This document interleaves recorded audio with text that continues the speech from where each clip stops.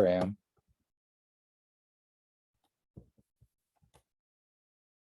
All right, now we're back.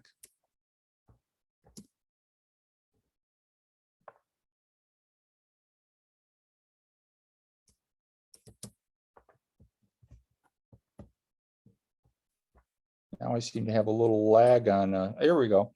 So when you have a good program, these things are going to happen. You're going to have increased attendance. And that's really important for kids that are chronically absent. You're going to see your discipline incidents will decrease. And it's common after years of talking with principals, it's pretty common that they go down about 50% in the first year. And then academics will improve. And that takes a little bit longer, but it happens. As the kids are having fun, they start to open up and they start to put a little more effort into their learning. And that's a good thing. And then, you know, kids, they need homework help because they have questions every day with the learning. So that's why having that program go on Monday through Friday is so important. Okay, and then, you know, behavior is something that we're all struggling with. You know, it hasn't changed. Sometimes, you know, you talk to kids with behavior issues and they'll say they hate school, or, you know, they, a lot of times they feel that the teachers are mean or whatever. And a lot of it is just that they get behind. You know, you can't come to school a couple days a week and expect to be, you know, up to speed with the learning. So that's where these programs are key to getting these kids caught up and re-engaged in learning. This was added. This is an implementation guide for Harry Wong's The First Day of School. I highly recommend this book. It's probably in every school district in Iowa, and it works. Not only does it work for elementary, which is the examples that Harry Wong uses, you can use these with secondary, and I used them with alternative high school kids, and it worked fantastic. Kids love a daily routine, and instead of procedures and things, you know, I did mine like my classroom is a business and everybody gets a job. Some of you are going to get promoted. You'll become my assistants. Some of you, you know, might get laid off because of your behavior, and some of you might even get fired because of your behavior. So it's up to you to be, you know, responsible for your actions. But this is a tremendous resource, and it's available online for you to download as a PDF, and I highly recommend it. Okay, contract obligations. And this is in the contract you should be receiving soon. It's in the system. Maybe by the end of the month, you should get it. All the contracts start July 1. We ask that the attendance, you meet 70% by year 1 and 80% by year 3. Other states ask that you meet as high as 100%. And I don't think that's fair because we're dealing with kids that are chronically absent. So I think that ours is a reasonable amount. And when I say the attendance 70%, it's 70% of the number that you put into your application. So you set that attendance. Okay. Also in there is that you put your data into the online system for reporting, the APR, that you complete an external state evaluation. Now, for your first year, you won't have to do that because we're a year behind. Next year will be the first year that you do your local evaluation.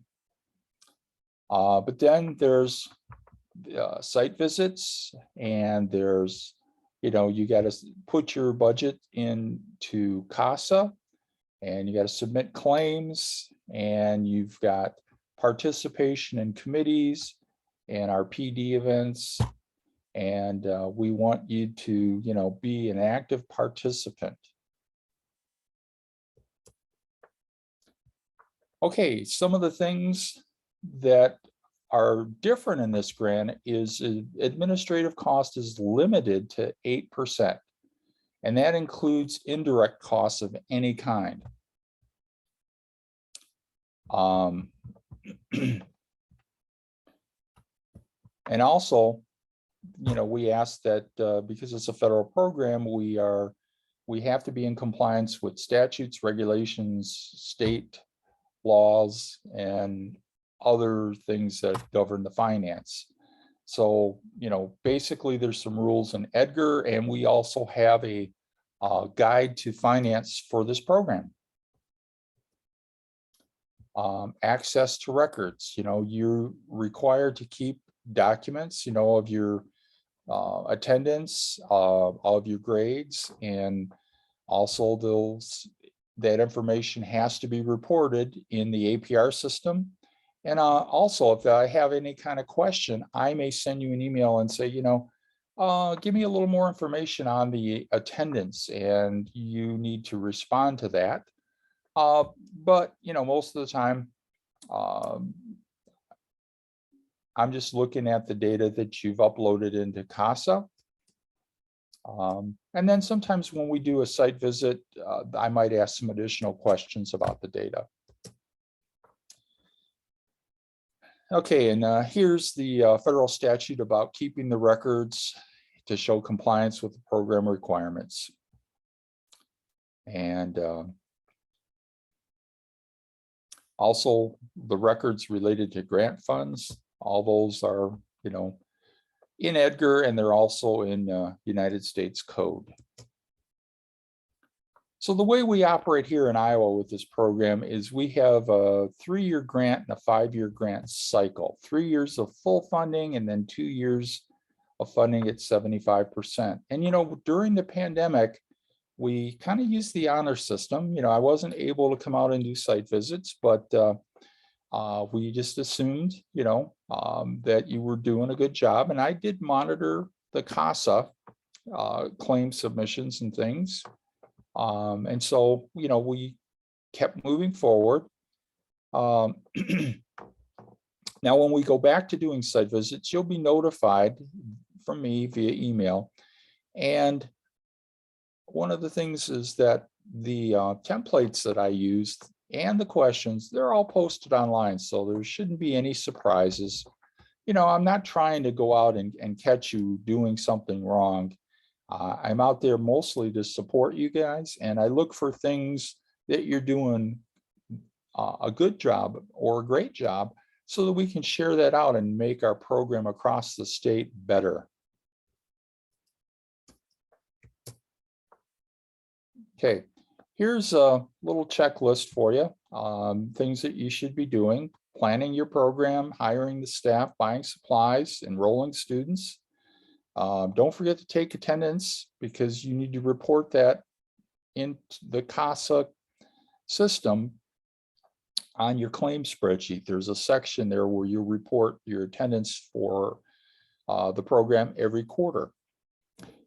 You want to have communication with parents about what's going on in the program. You also want to be partnered with the school principal, and that's the key to a successful program. That's why in the application, we require the principal and the superintendent to sign off on this grant. You want to have a family engagement meeting once every quarter, so 4 times a year. And if I don't see any expense in that category on your claim spreadsheet, I'll be following up, with an email saying, hey, what's going on? Why didn't you have the meeting? So that's one way of monitoring. You want to enroll in a committee. And those of you that are brand new, you'll be enrolled in our new grantee / staff transition committee, because it goes over in detail all the things required in this grant. And those of you that have been in this program for a while, but you may have a new staff member. Keep that in mind, that you can enroll that person and it's free of charge. And it's going to give them a good idea of what the grant's all about and some of those requirements. You want to attend PD events, webinars and training, because that's just going to help you run a better program. And we try very hard to make sure we're getting topics and people with expertise to help you make your programs better. And then submit your claims on time with documentation. You know, the number one issue that we've been having is, you know, when you put your claim into CASA, make sure, double check that the amount of the claim in CASA matches what you're turning in on your spreadsheet. Because, you know, if you're asking for $28,500 in CASA, your claim spreadsheet should not say, you know, $27,320. Those amounts need to match up. And if they don't, it'll hold up your claim because it can't be approved unless it matches. Okay, attendance requirements. This is very important. And, you know, we're very lenient during the pandemic as far as attendance. The only ones that, you know, had some issues were those that didn't serve any kids at all.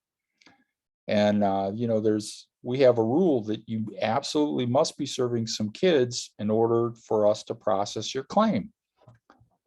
So make sure that you're, you know, getting those attendance information in. But as we return to normal, by the end of your first year, you should be at 70% of that number of kids that you put in your application. So if you said you were going to serve 100 kids and you're only serving 50, you need to get up to 70 kids by the end of the year.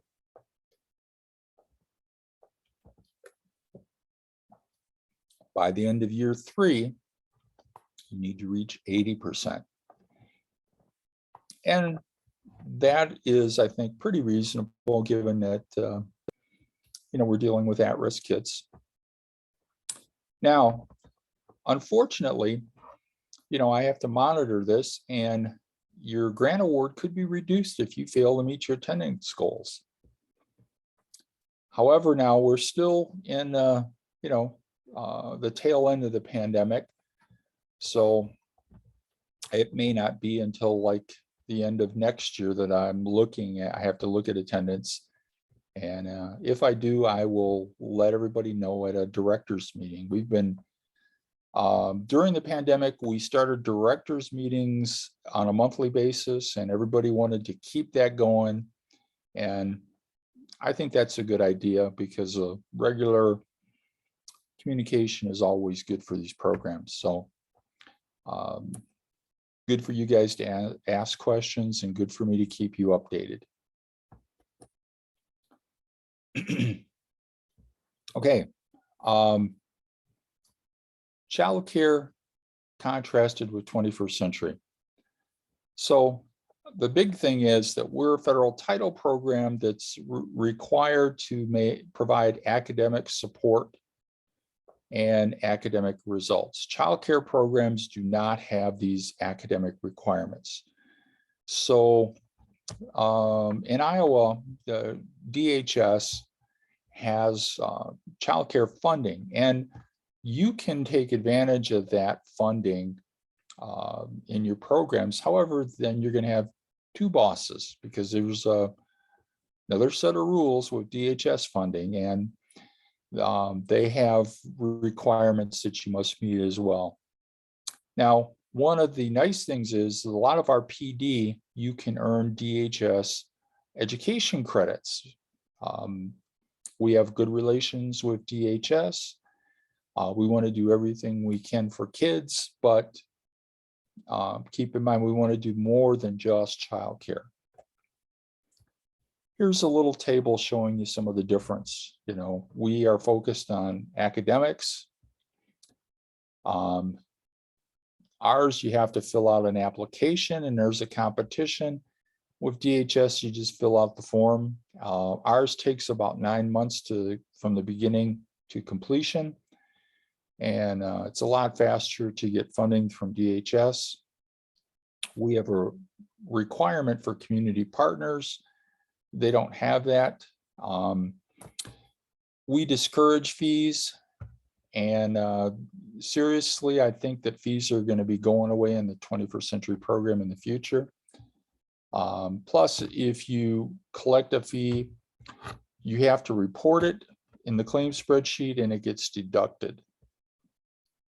So those are some of the differences. And with DHS, when you do so many trainings, you can actually get more money. With ours, you're kind of fixed at whatever it is you were awarded. Okay, some first steps. We have a grantee timeline and some yearly activities, and you guys got that in the email. We've got the regular activities, and then we've got a separate one timeline for PD. And that just helps keep everything straight. We also have a guide to family engagement. And that gives you some, good ideas on connecting with families. And then there's the website for the Iowa Department of Education. And if you go there, you should bookmark it because that's where we announce the awards every year. And there's a lot of things on there that are very useful. Here's just an example of the grantee timeline.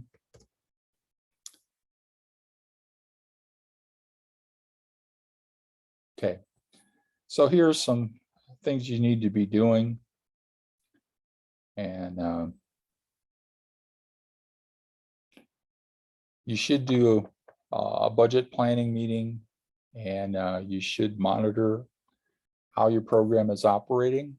And if you need help, you can contact me, or you could contact someone from the Alliance.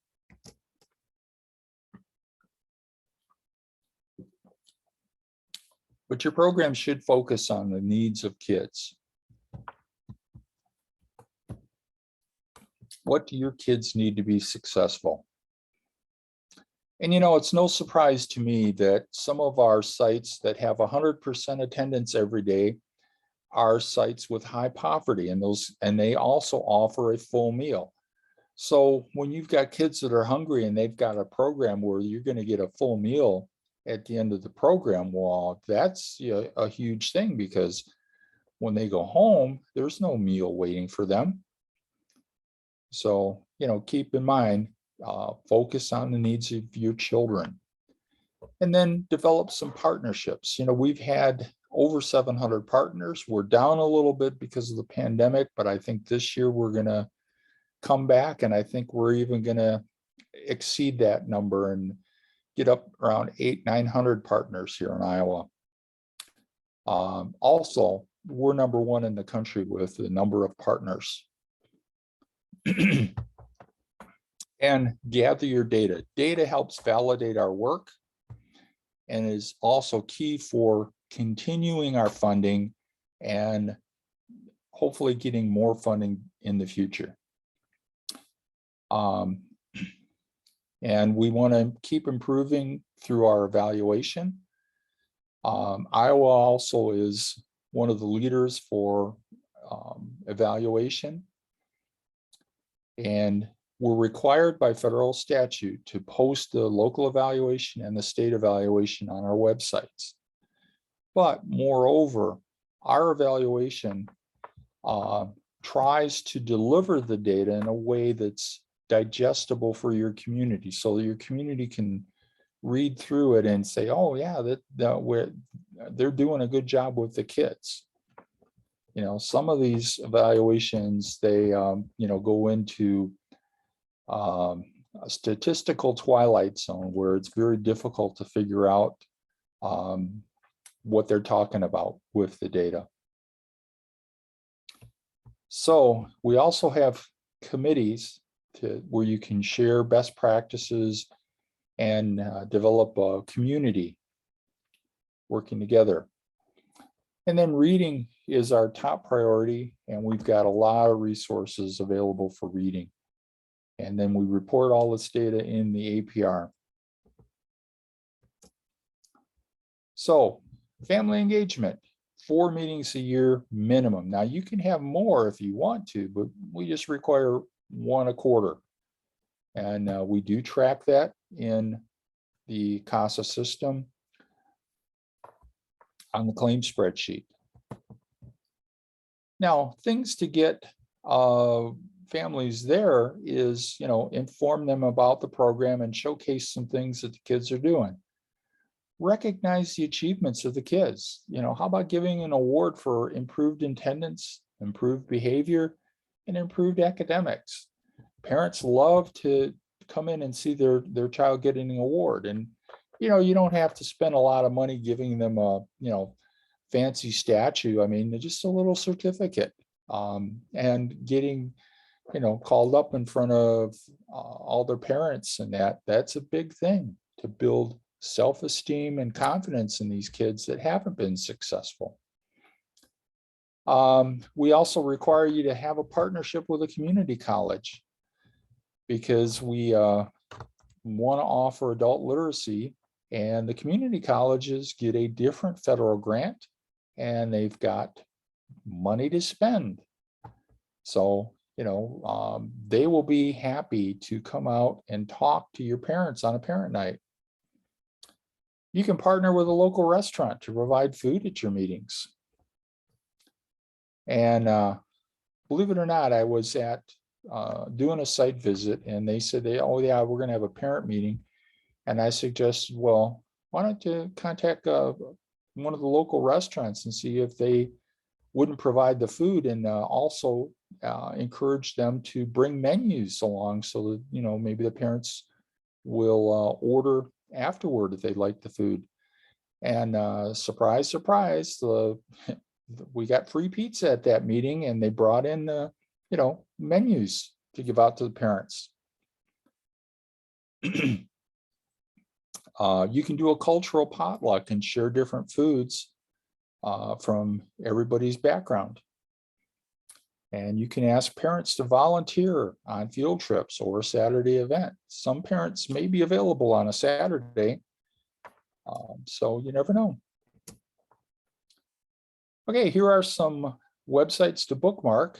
The first one is the Iowa Department of Education website. The second one is the Iowa21cclc.com website, which is our support website, where we list all the committees, the agendas,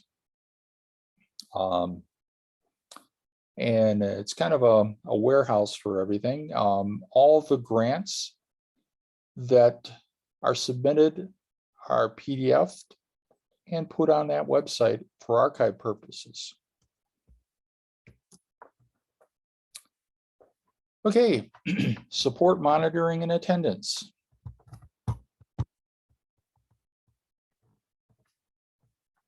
So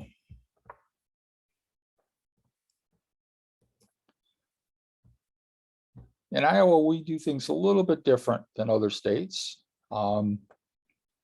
We have more community partners than other states. We did have an excellent reading average of 65%, and our program attendance was 59%. And hopefully that, like I said, in some programs where they're serving a full meal, they got up to 100%. So, that's something I strongly encourage, and we even offer some bonus points if you're going to be providing a full meal. Why? Because not only does it help your program with attendance, there's also a lot of research that feeding the children when they're young and their minds and bodies are developing is going to be a good thing to help them, so they don't end up with developmental problems from not having proper nutrition. Because when school feeds them a meal, it's USDA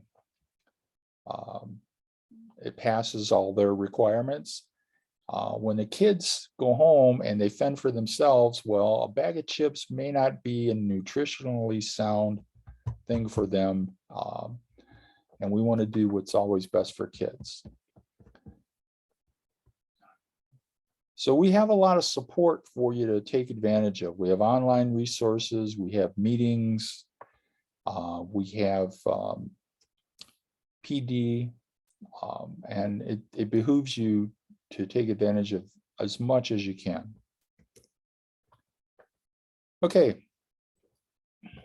Now, you know, Iowa ranks first in the nation and the number of kids under 6 with both parents in the workforce, according to the census.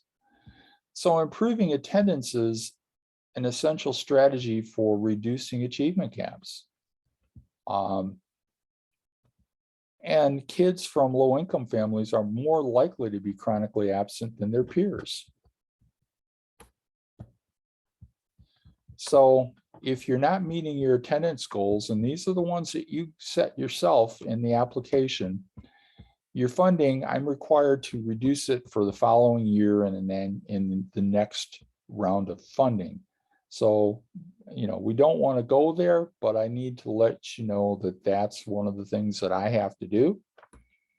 But before that happens, you know, we will have had a conversation about that. Okay, every quarter on your claim form, we're going to ask you for an attendance update. You're going to put in the total number enrolled and the average daily attendance for the quarter. Okay. And we also, you're going to report attendance on your APR. It was updated twice on attendance. I think we're only doing it once a year now because of the changes in the system.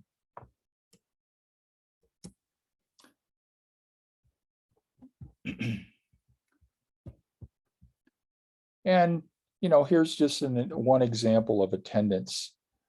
This was an older one from Council Bluffs before the pandemic. And they were funded for 1,200 children with 21st century funds, and they were actually serving 3,923 kids. Now, how does that happen? Because of community partners that provide maybe staffing, maybe funding, you know, but that is one of the things in this program, reason why we have community partners. It's called the 21st Century Community Learning Centers. So that's something we want to encourage, is that you know, serve more. If you're serving more kids than what is required on the application, you never have to worry about, you know, are you meeting your 70%? Because it is possible to exceed that. And it's not, you know, people might be thinking, oh yeah, you can do that in if you're in an urban area. No, you can do this in a rural area. I have a rural site that got funded and they got funded for serving about 60 kids, and they got 60,000. And lo and behold, they're serving 100 kids every day because of, you know, partners. Okay, let's move on to kids with disabilities in the program. Iowa was the first state in the nation to provide guidance on serving kids with disabilities. And on the department website, there is some guidance on there. We have a letter from our special ed attorney, and we also have 12 federal guides to working with kids with disabilities. We don't ever want to exclude kids. However, some disabilities may require services that we simply cannot provide outside of school time. So we're going to do our best to accommodate as many kids as we can.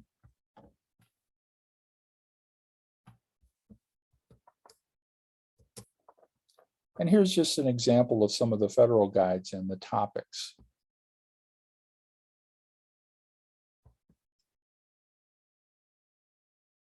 And one of the big things that we encourage is that you, if you have kids with disabilities, you should meet with the, during the day, special ed teachers and work within the IEP to make sure we're not doing things that are not documented, because we want to make sure that the child has services, but services that take into consideration their special needs. And we want to have engaging activities for the kids.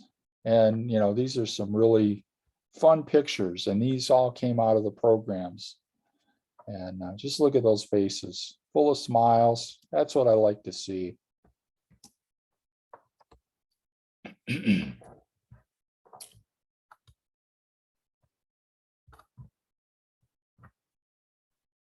Okay, and program activities. Now, they recently, a couple years ago, they added STEM and computer science. Now, one of the things that we can do is approach these things non-traditionally. And one of the things that I encourage is that chess is a fantastic STEM activity that doesn't cost much. I mean, you can, for a couple of dollars, you can buy a chess set. And it teaches computational thinking, which is the foundation of computer science. And, you know, I started promoting this in Iowa after seeing the video Brooklyn Castle and actually meeting the assistant principal. And what a difference it made for inner city kids in Brooklyn, New York. In fact, they had a trophy case full of all the awards that they had won. And kids over there in the chess club were, you know, as prominent as, you know, kids that were playing basketball or football. So it's a little bit different. And another thing too, that playing chess teaches kids to think before they act out, and it has ramifications for improving behavior. Here's a best practice example from before the pandemic from Des Moines. They had a chess tournament for kids, and 100 people showed up to watch kids playing chess for 2 hours. And think about this. This is an out-of-the-box family engagement activity.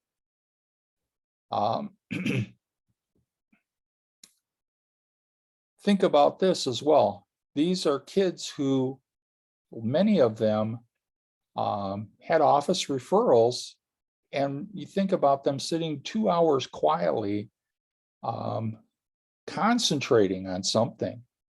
That's huge. So that's one activity that you know, I like to encourage. Plus, chess also meets about a dozen Common Core math objectives. Okay, breakfast and a healthy snack. In Iowa, our kids should have more access to fresh fruit, vegetables, and other farm products. So, you know, avoid snacks that are not the best, and do the right thing for kids.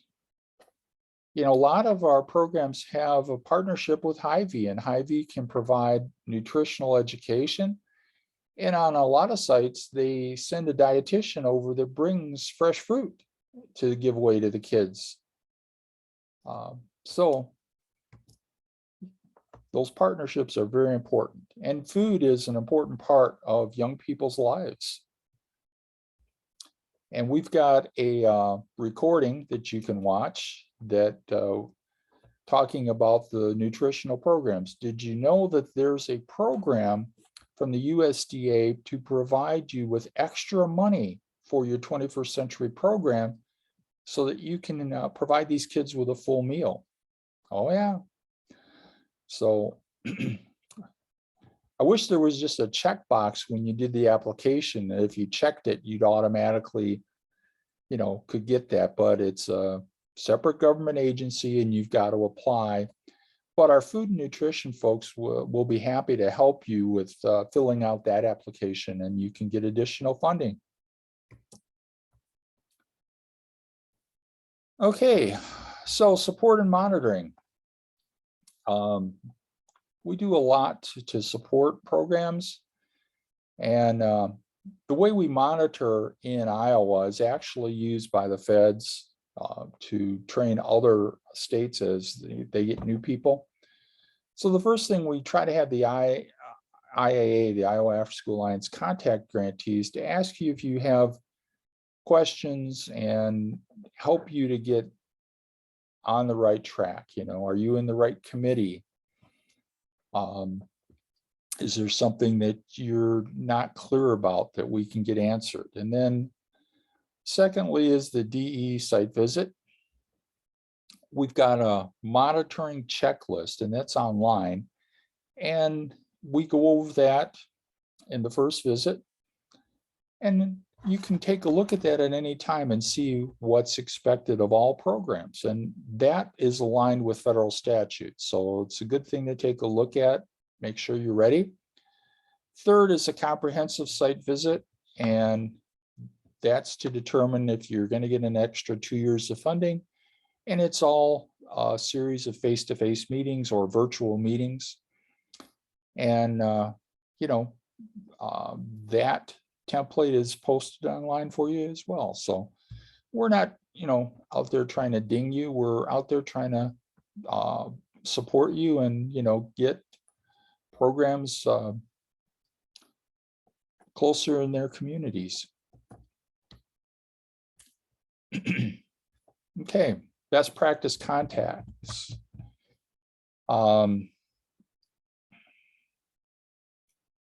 We want to take a look at your numbers of students, staff, volunteers. You want to have some site goals. You want to have a list of partners and take a look at what you're currently doing, and then what professional development needs you have and what support that you need.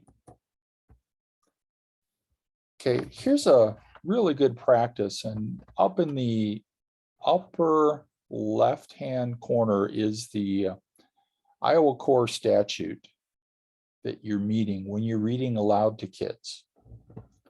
And that's a good practice, especially with younger kids, to get them to where they're engaged. Now, I would also suggest that if the weather's nice, sunny day, take the kids outside and read to them. Don't be right on the playground. Maybe go a little bit away under a tree where it's a little bit quieter and so they can hear you. But that's really good to get kids engaged. And as they're learning and building proficiency in reading, you can maybe have them read aloud as well. Okay, so here's an example of the monitoring checklist.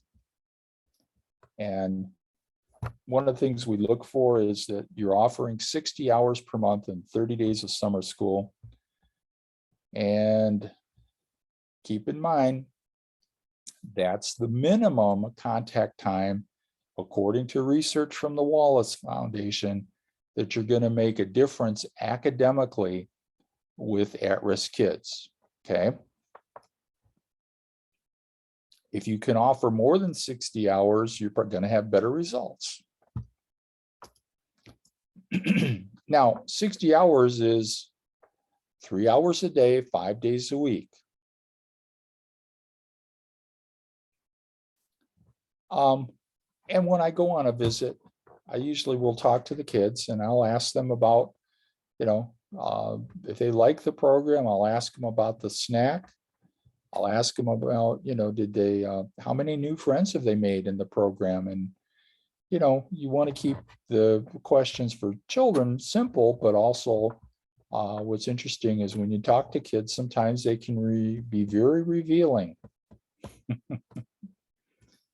I was on one visit, and several of the children told me that they liked the snack, but the way that they came in for the snack, they often didn't have time to finish, and found out that the way that they were doing it, they were bringing them in stages, and those poor kids on the last, they didn't have but a few minutes to eat their snack.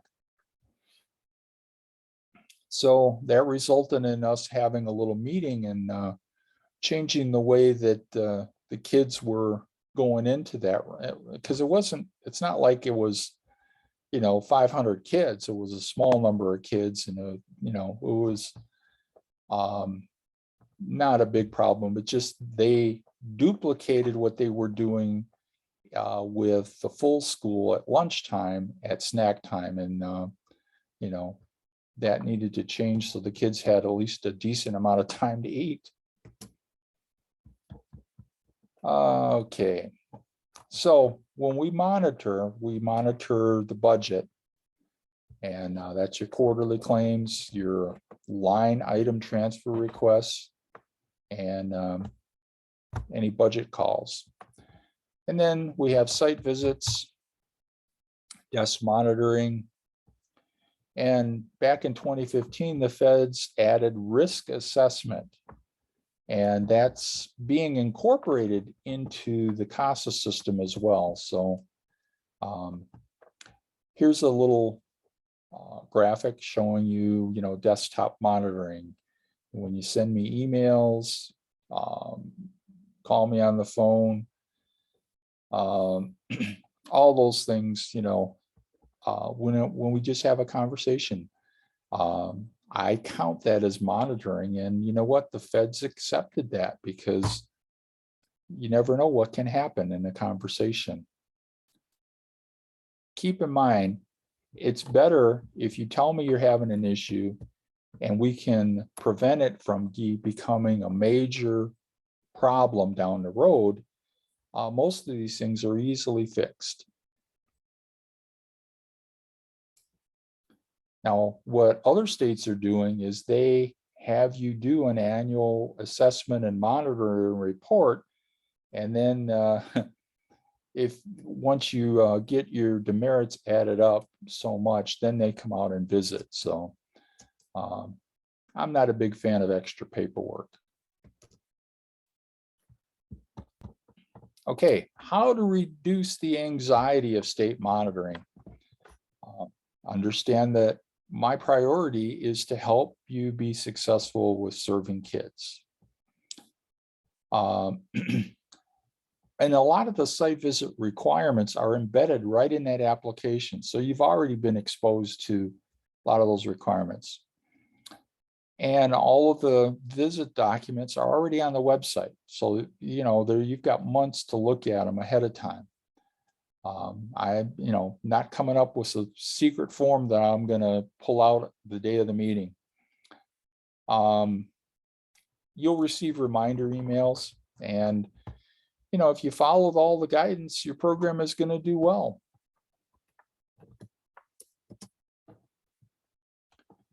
Here are some of the things that the state has to do. We have to conduct regular systematic reviews of subgrantees, and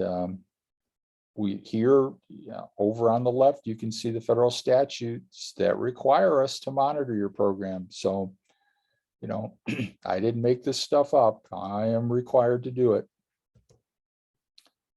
This is actually a federal document that this is for new state directors, and there's two examples in there from Iowa. Here's one of them. The Iowa monitoring plan is something that the feds use to train other states. And then our Iowa sustainability plan template.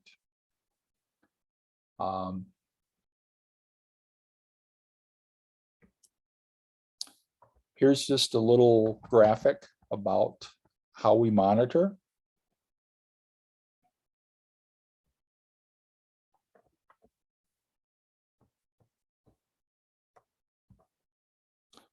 And, during the pandemic, we weren't able to come out in person, and, you guys were having enough trouble. So we suspended site visits and we just used the honor system. But we still had some monitoring things. We monitored your claims in CASA. We monitored during committee meetings because we always had discussions about what are the issues. We had monthly director meetings and we talked about problems. And all of those are alternative ways of monitoring. So, it's not like we, didn't have any monitoring at all.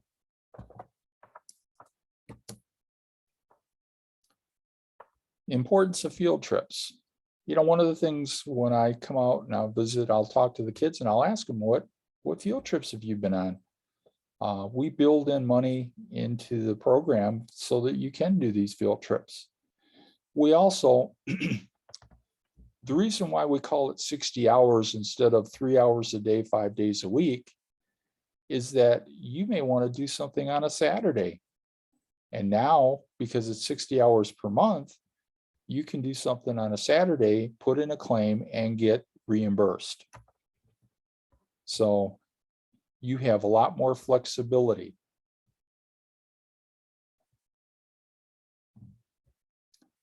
So anyway, this document is available, and it's a lot of good information about planning a field trip, and make it something that the kids are going to get excited about.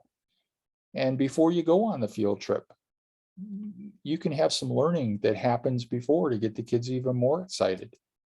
If you're going to go to the zoo, for example, talk about some of the animals that live in the zoo and let the kids learn about it, and, take them to the library, get some books, maybe show a video on some of the animals. And then they're even more excited when they see those animals in person.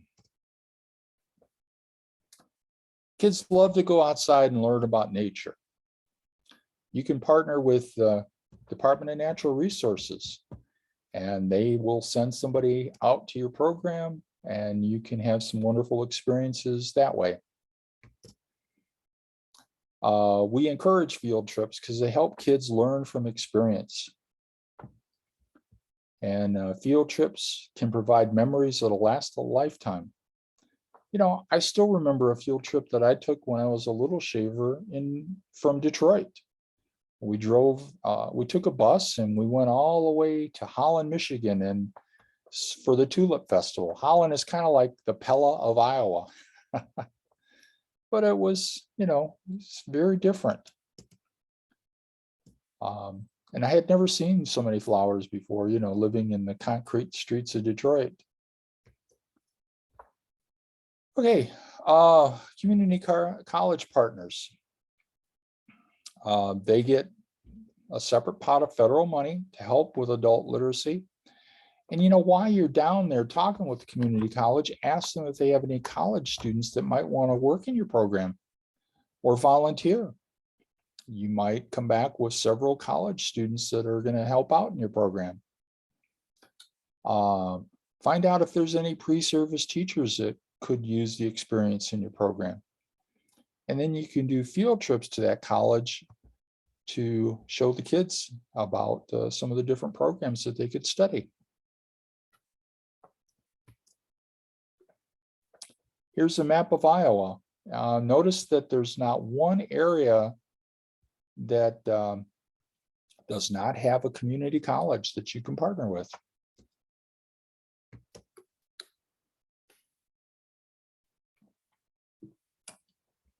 Here's a few statewide partners that you can take advantage of.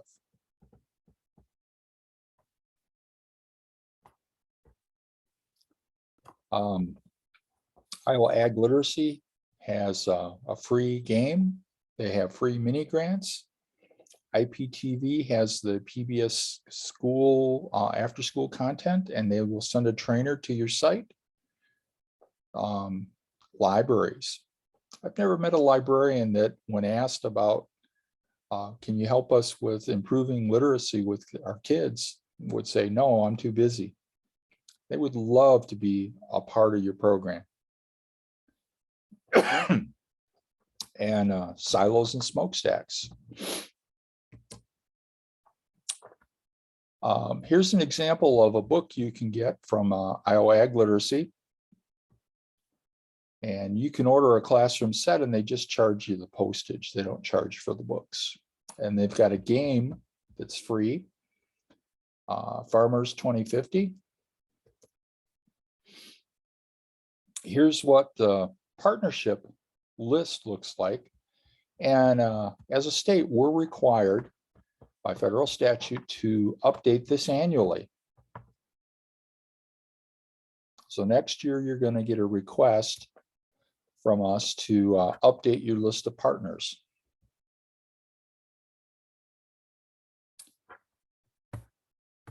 So here is, in a nutshell, some of the PD we do with the new Grantee Orientation. We have our annual conference, we have workshops, best practice webinars, committees, and other meetings. We've had like social emotional trainings that were in addition to everything else we do.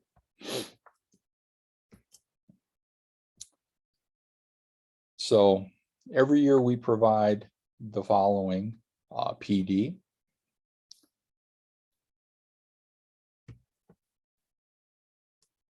And our PD committee actually changed the venue of the conference from spring to fall. And we have recordings of our best practice webinars and workshops that you can access through the Iowa After School Alliance. That's part of what they do, because not everybody can make every meeting, but we do have that information available for you.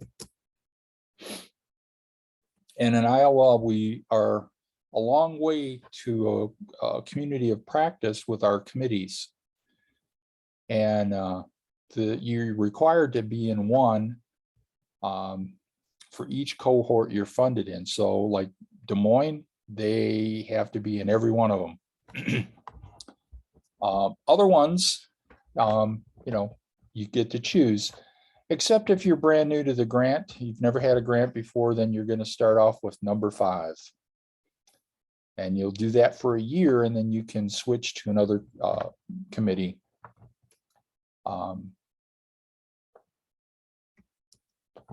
Okay, so the new grantee staff transition meets monthly. The other ones meet every other month. And the reason we do this is because we want to make sure that you don't become high risk. According to the feds, significant staff turnover increases your risk status.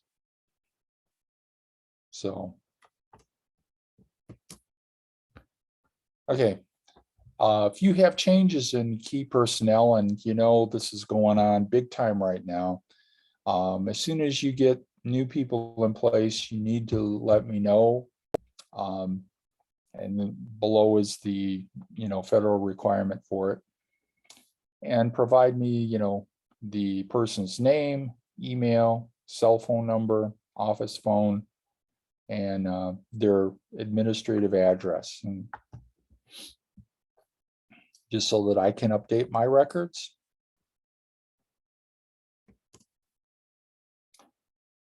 Here's something that's filled out every year. This is our professional development activity report. And that helps us to plan state PD things, because we see what you guys are doing. There's a 5% requirement for professional development. And that's not a lot, because some federal grants have gone as high as 25%. But 5% I think is pretty reasonable. And another thing you can do to spend that PD is you can pay your folks a stipend. And now, with the staff shortage, I know that's even more difficult, but you can pay for like an online class that they would take, especially if you can't get a sub. And the technical assistance we offer is absolutely free. So if you're having some issues and you've got questions, feel free to contact me. I'll do everything I can to help. We've got a guide for budgets and finance, and it's written for your finance person. It was actually written by someone who's retired from the DE, and it was kind of like her last act before leaving, and it's an excellent guide. Okay, every year we have statewide evaluation and our annual survey, and then we report our data in the APR system, and then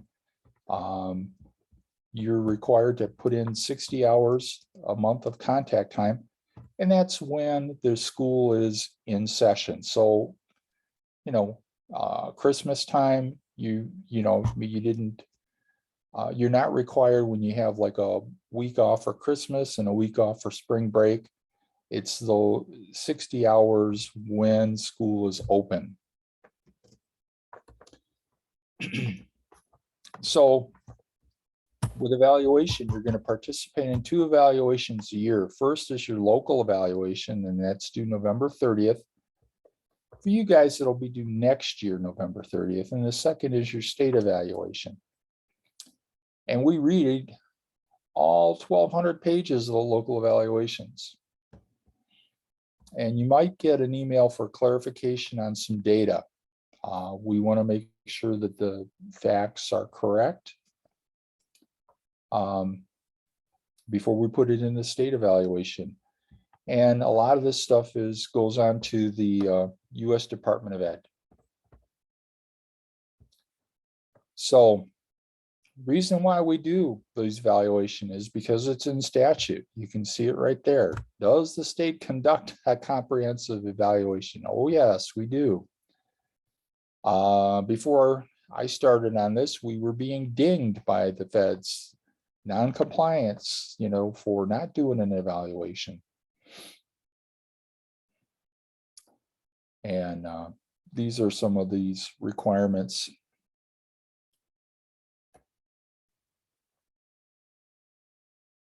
That we are now meeting, and we're in very good shape for evaluation now.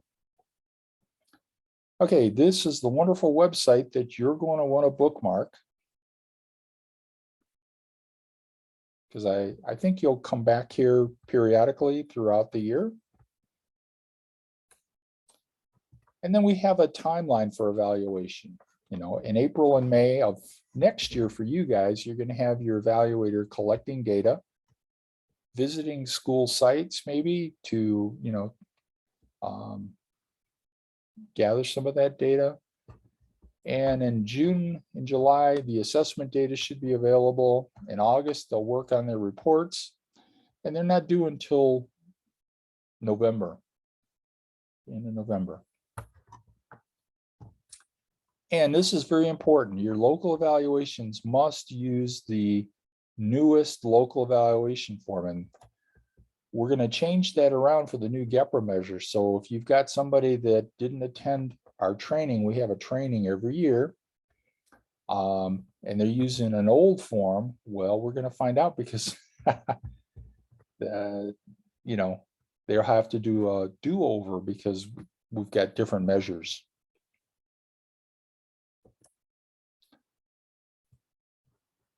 Okay. Now, one of the things that we always have to go back on is, did you send us the URL where your evaluation is posted? That's a federal requirement. And so we list it on our state evaluation, but our evaluators check these links to make sure they're working. So before you, put it in your local evaluation, you may want to, check that that's going to be a good link.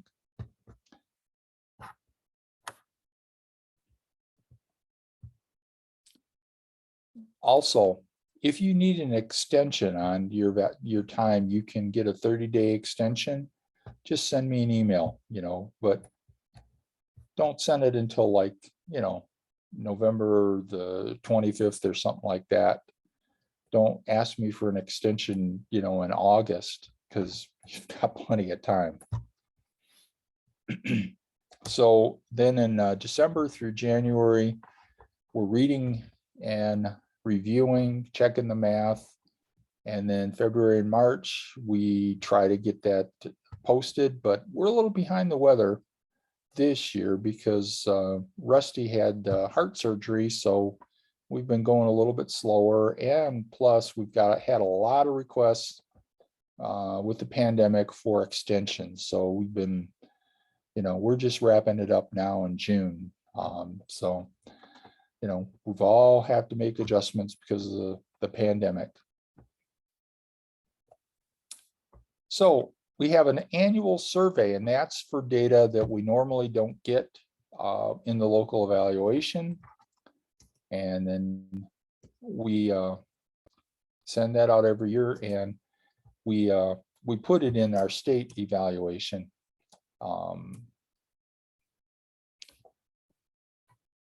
Now, the most common issue when you're entering your data in the federal system is resetting your password. And if you can use a direct link when you get in the system, or if you had any problems, you can contact Tim Glenn and he can reset your password for you as well. Now, try to do more than just the minimum, because states, we often just ask for the minimum. But if you want your kids to do better, do a little more than the minimum. And we require 30 days for summer programs. Try to plan on 35, because if you've got kids that are chronically absent, they can miss a day or two and you can still count them for over 30 days. Although in the new system, you can still count them, but they won't be in that over 30-day band. Okay, we want you to get kids excited about learning so that every day will be an adventure for them as they come into the class. And that wraps up the presentation, and I'm open for questions. You guys can copy down that information, but you should get this anytime you get an email from me. That information should be there.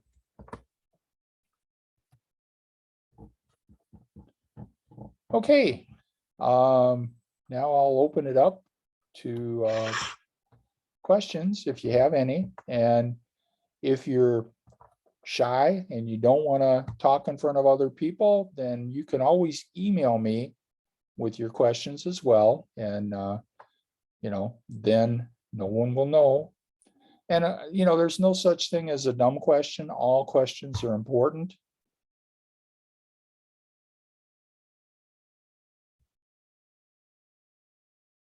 And with that, I want to, congratulate you on getting funded and welcome you to the 21st century family, and wish you a wonderful school year, and hope you have a wonderful summer school. Also, the new grantee committee, we did 2 presentations on summer. One was general resources to start up your summer school program.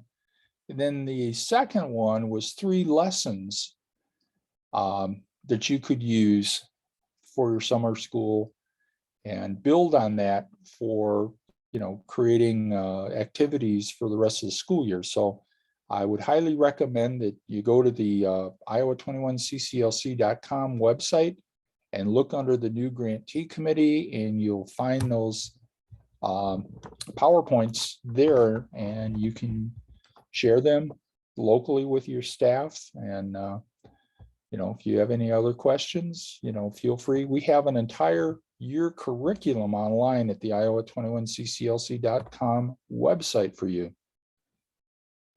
Vic, it looks like we have a question in the chat. Oh, Aaron asks, is there a minimum time requirement for family engagement events?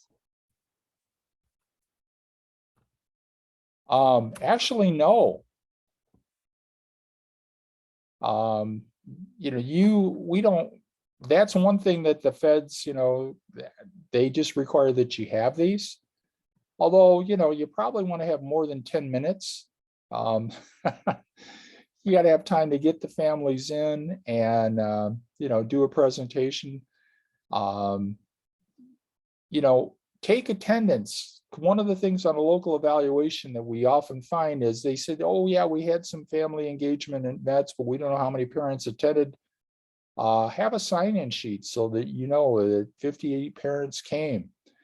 And also, do some awards for the kids. That'll get the parents to come in. And I don't have a minimum spending on the parent and the events. On the claim spreadsheet, there is a spot where you put in the budget amount. There's no minimum on there, but I just look for some sort of a dollar amount to know that you've had that meeting.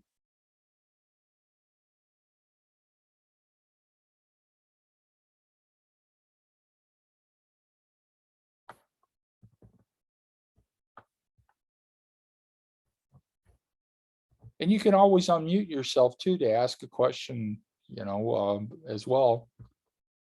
Unless they've got that blocked, I don't know, they stop me from sharing with all their super privileges.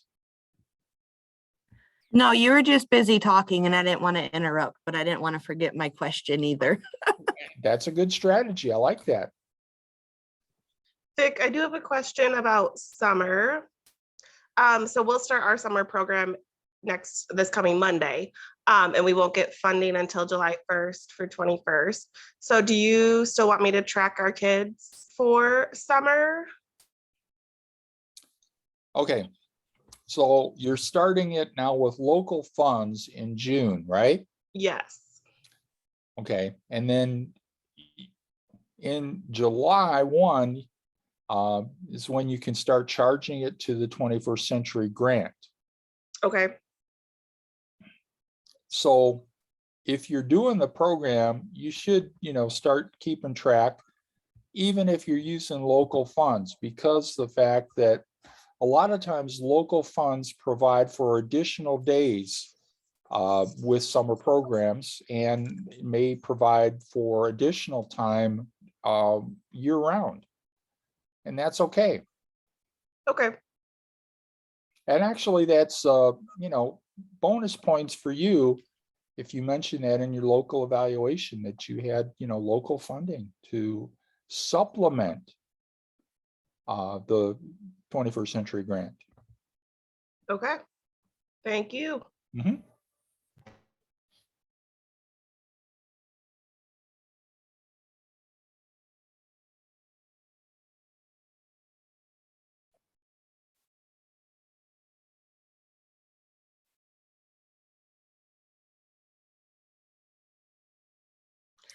Well, I certainly don't want to stop anyone from asking a question, but I do want everyone to know that the recording and the slides will be sent in an email to you next week as well. So if you need to review anything, and please feel free to reach out to me with any questions as well. Don't mean to cut anybody off though. So if you have another question now, please feel free to answer or to ask.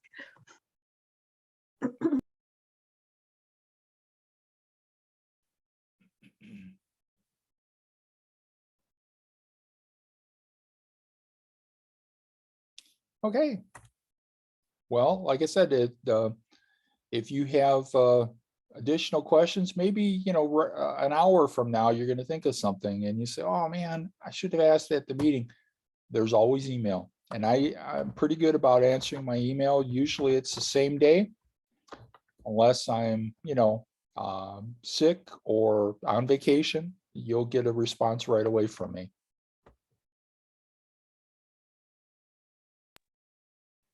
All right, so thank you all for attending, and I wish you have the best in the upcoming year. And let's get these kids, back into school and Let them have a wonderful learning experience again. All right, Thank you, Vic. Yep. Have a lovely weekend, everyone. bye now.